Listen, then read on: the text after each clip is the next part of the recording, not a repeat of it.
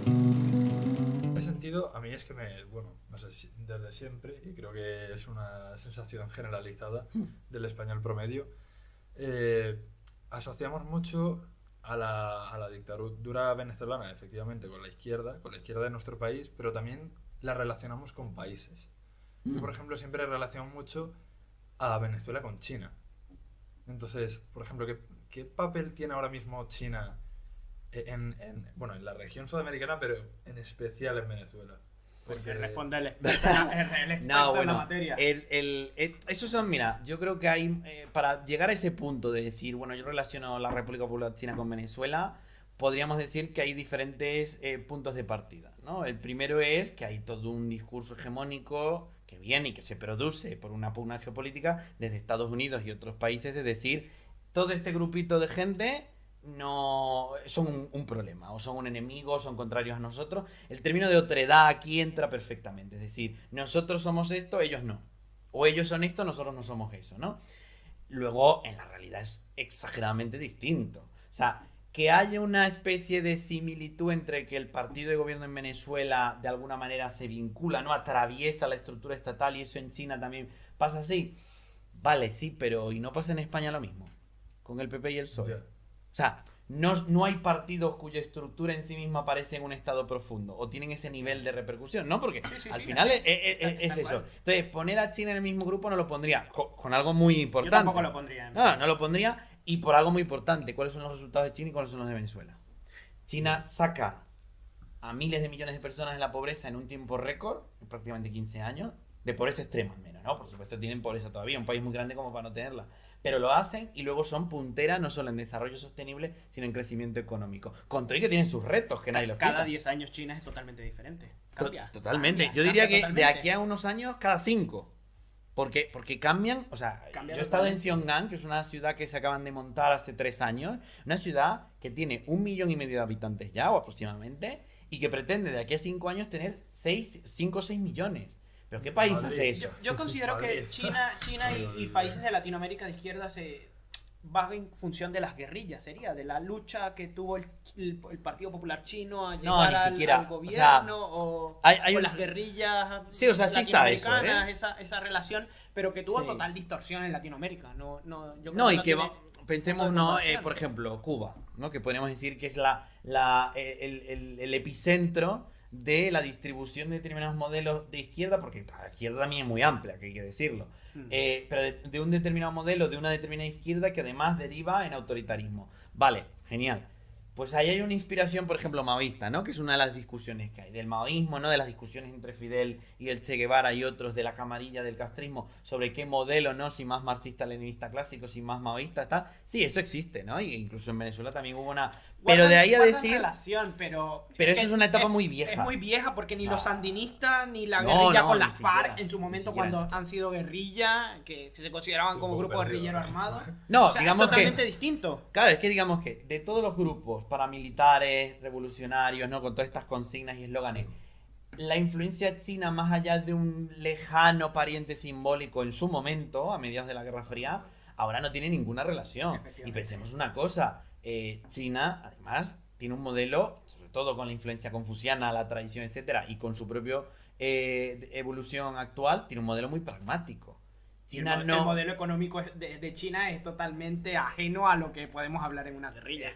Totalmente, pero totalmente. Pero es que cuando los chinos te dicen, a mí me gusta graduarme, tener mi sueldo, Claro. tener mi casa, tener mi coche, mi Sí, buen progresar, trabajo, progresar y consumir. O sea, es que el mercado chino, y además ellos te lo dicen claramente, quiere construir, o sea, el gobierno chino quiere construir y potenciar un mercado interno potente, o sea, y fuerte, y que consuma, que es precisamente una de las razones por las que Estados Unidos no depende al 100% del exterior. Entonces, en esta línea yo diría, ¿no? Como 3 puntos. Lo primero, el primer punto, la relación con Venezuela es puramente económica.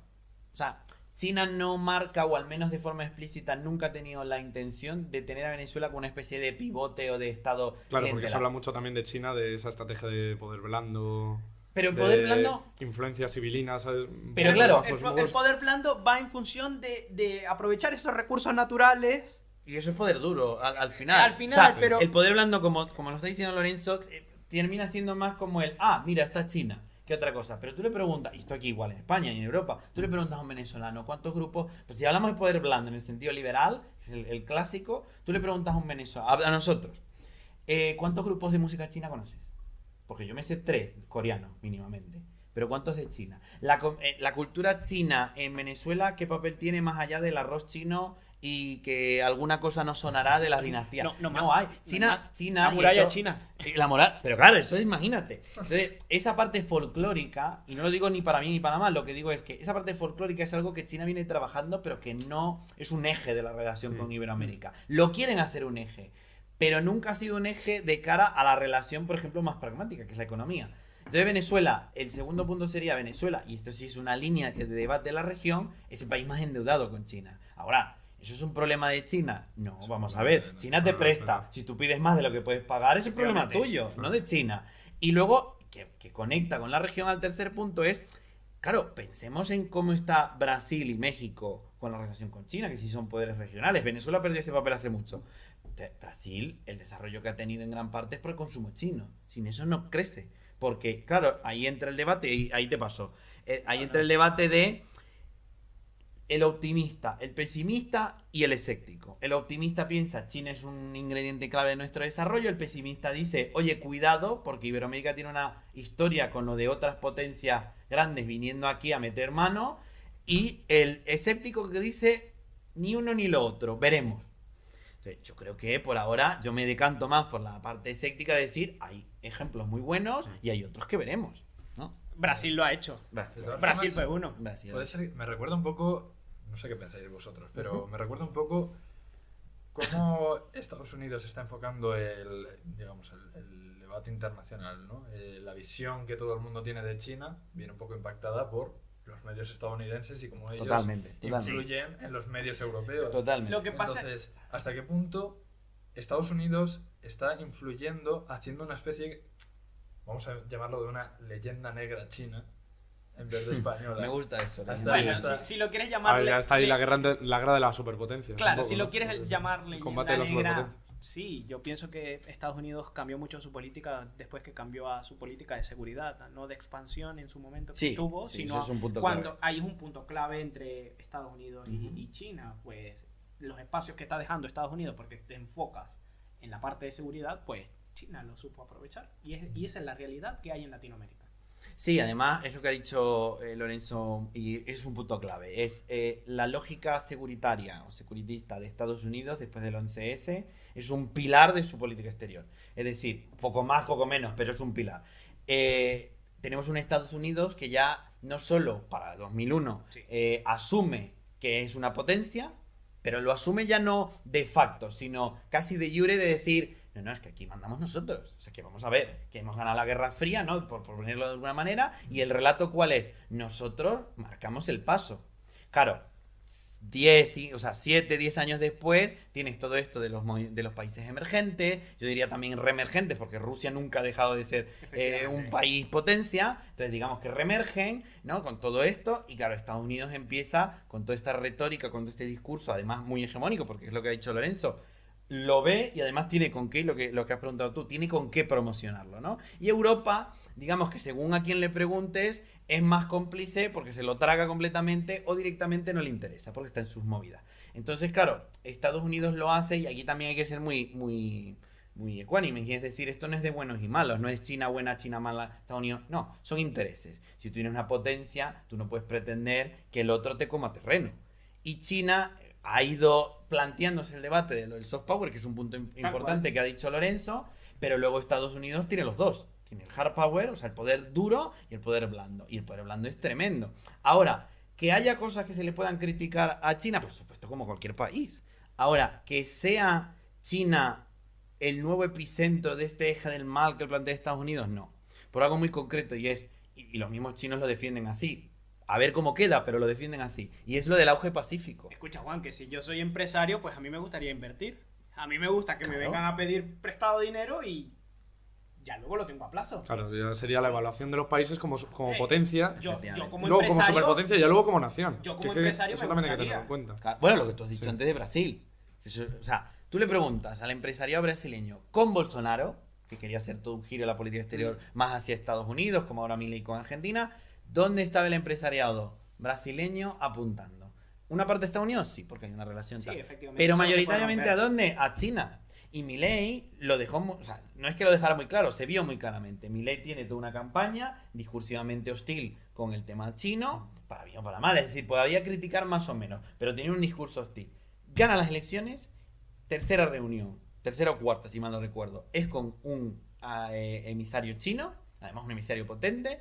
A partir de ahí, calladito, nada de enfrentarse a China, porque ¿quién le Porque compra? necesitan dinero. Claro, ¿Y claro, quién le compra claro. los productos ¿Quién también? le compra la Necesitamos, no podemos tener esos productos en casa. ¿Quién Pues le necesitamos desarrolla la los- industria del litio a Argentina? Lo va a hacer la Unión Europea, que de broma ahí está pendiente. No lo va a hacer China, lo está haciendo en China. Efectivamente. Para mí y para mal, es decir, ahí hay mucho debate, ¿no? El tema de la pesca de las embarcaciones chinas en aguas territoriales argentinas, el tema del litio, ¿no? Es la misma política exterior, yo creo que en toda Latinoamérica. Porque Sí, si nos sí, vamos sí, a sí. México, siempre no queremos que Estados Unidos intervenga, el imperialismo, pero Claro, es que ahí es donde... por debajo, estaba- ¿quién me compra, sí. quién me compra todo? Claro, más allá del ámbito y del punto comercial y económico, que evidentemente es importante, ¿hacia dónde mira la región en general con el telescopio? O sea, por decirlo así, ¿hacia qué dirección, hacia qué rumbo mira de cara a las tres superpotencias como pueden ser Estados Unidos, como puede ser China y como puede ser también Rusia, por ejemplo? Bueno, o sea, ¿hacia es dónde complejo, mirar y al revés? sí, sí. Es Porque, complejo, claro, hay que verlo por cada país, porque Sí. México, porque a nivel de fiches es un interés al México final. depende mucho de Estados Unidos, para bien Se o para traslada. mal, le guste o no. De hecho, cuando llegó Muy AMLO, lejos, sí. AMLO al gobierno, él era cero política neoliberal, vamos a independizarnos, vamos a crear refinerías, vamos a producir el petróleo que tenemos, lo refinamos acá. ¿Y pues a dónde lo envía? ¿A Canadá? ¿A Estados Sí. Unidos? Pues, pues te Claro. lo comes, porque ahora mismo es uno de los mayores consumidores de... Imagínate, produce y tiene que comprar la gasolina. Lo mismo le pasa a Venezuela también, ¿no? Pero Pero por otras razones. pero por otras sí, sí, razones, sí. pero lo mismo pasa, o sea... Y luego- vuelve- Sí, yo diría que un punto clave, ¿no? Sobre todo para la audiencia que nos escucha y que nos está viendo y dice, bueno, pero dame algo que me sirva, ¿no? Yo creo que el primer punto es, Iberoamérica es muy consciente ya, o sea, políticamente hablando, como región es muy consciente de que puede ya asumir agendas de desarrollo, y lo está intentando hacer, es decir, hay que hablar también de la parte buena, ¿no? De que hay muchos gobiernos, en la parte de la población civil, en la academia, etcétera, que son conscientes de podemos, queremos y debemos. Por otro lado, también hay que pensar una cosa, no es lo mismo, esto es como África con Europa, no es lo mismo que te venga Francia, siendo un país africano, a decirte, hola, vamos a ser amigos, con todo el historial que tiene Claro. detrás, ¿no? Es la relación tóxica que no quieres, Ahí gana China. a una China que viene y te dice, hola, buenas, tengo mucho dinero y ganas de comprar. Tú, entre Estados Unidos y China, los países latinoamericanos dijeron, bueno, pero es que te me compra más y en mejores condiciones, ¿no? Y desarrolla e invierte y tal. Que es verdad, vuelvo a las tres posturas. La optimista de repente se eleva mucho, la pesimista no lo ve. Yo me decanto todavía por la escéptica en el sentido de, bueno, vamos a ver, como ha dicho Lorenzo, cada caso. ¿Qué le ha ofrecido a Perú? ¿Qué ha ganado Perú? ¿Qué ha ganado tal? Y ahí viene el tercer punto. ¿Qué está viendo Iberoamérica? Y aquí sí es verdad que no hay una noción regional. Iberoamérica, siempre hablamos, yo siempre me gusta además hablar de Iberoamérica, no de Latinoamérica, pero no hay un constructo, un demos, por así decirlo, de noción regional. El venezolano te va a decir que es venezolano, no te va a decir que es latino. El latino lo dice aquí, porque ve al colombiano y al peruano y dice, bueno, como a los tres nos tratan mal, pues somos juntos. Somos todos latinos, Claro, ya estamos. somos latinos. Para conjuntar. Pero fuera, el argentino es argentino, Uf. el peruano es peruano, el mexicano es mexicano. Entonces, esa noción no existe Pero de además, región. latino son los italianos. Claro, o sea, si nos vamos a eso, Claro. pero para que Si nos veas, vamos ¿no? a la raíz de la palabra. Claro, no calza. Y allá no calza, porque, y esto es el choque que solemos tener, ¿no? Venezolanos, que ahí sí, yo creo que lo tienes tú más claro, Lorenzo, para explicarlo, es el choque que tenemos, por ejemplo, en España, es que aquí tú llegas y no hay una identidad, desde nuestro punto de vista, no hay una identidad española clara. Entonces, como no la hay, uno se siente como, pero ¿cómo no vas a querer tu bandera y tu cosa y tú no sé qué? ¿Pero por qué? Porque nosotros nos hemos construido así, aparte somos naciones más jóvenes. Y eso con China habría que verlo uno a uno, porque no es lo mismo la noción del argentino que del brasileño que de tal. ¿Por qué? Porque no hay una idea regional. Ahora, curiosamente, el debate actual ha introducido la idea de que probablemente por la relación con China, como es transversal en la región, se está construyendo una noción regional.